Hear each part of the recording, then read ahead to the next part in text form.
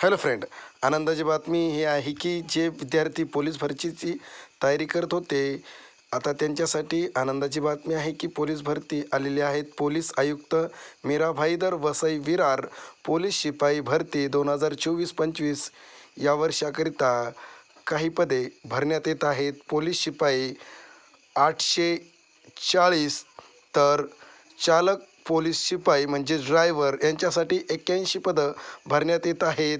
अर्ज करण्याची दिनांक आहेत 29/10/2025 ते 30/11/2025 या कालावधीत स्वीकारण्यात येईल. याबाबतची सविस्तर माहिती जी वेबसाईट दिलेली आहे त्यावर प्रसिद्ध करण्यात येईल.